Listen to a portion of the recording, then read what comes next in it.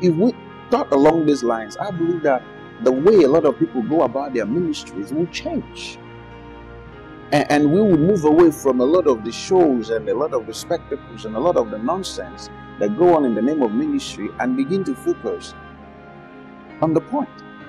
Paul continued writing and he said, brothers, stop thinking like children. I believe Christians, we should stop thinking like children.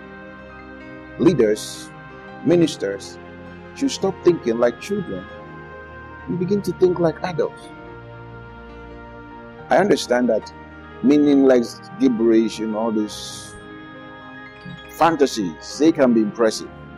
They can be very, very impressive, and particularly when you quote it with the veneer of spirituality. Somebody comes up to tell you, I fasted for 40 days. Man, did you know I went to the mountain and I fasted for 40 days and 40 nights? And everybody goes like, wow, 40 days, 40 nights.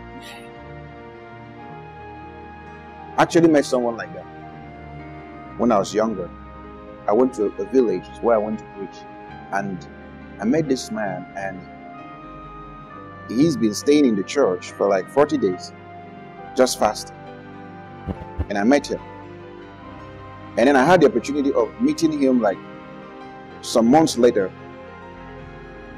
And his marriage was broken. His family was in shambles. He was living in poverty. He could barely feed himself and his family. But he was celebrated for his fasting. He was celebrated for how long he can stay in church and fast.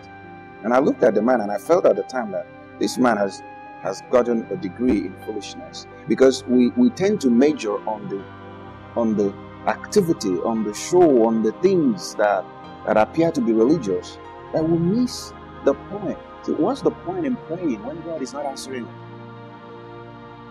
What's the point in the anointing when He can't even bring healing to you? What's the point in the activities, religious activities? What's the point in the so-called presence of God that you feel in church when it has no effect on your finances, it has no effect on your health, it has no effect on your mind? What's the point? Paul said that's what we should be thinking about. We should be thinking in terms of the point, in terms of the end result. What enduring transformational impact does this thing have in your life? That is more important. I'd like us to be a people who are focused more on the relevance.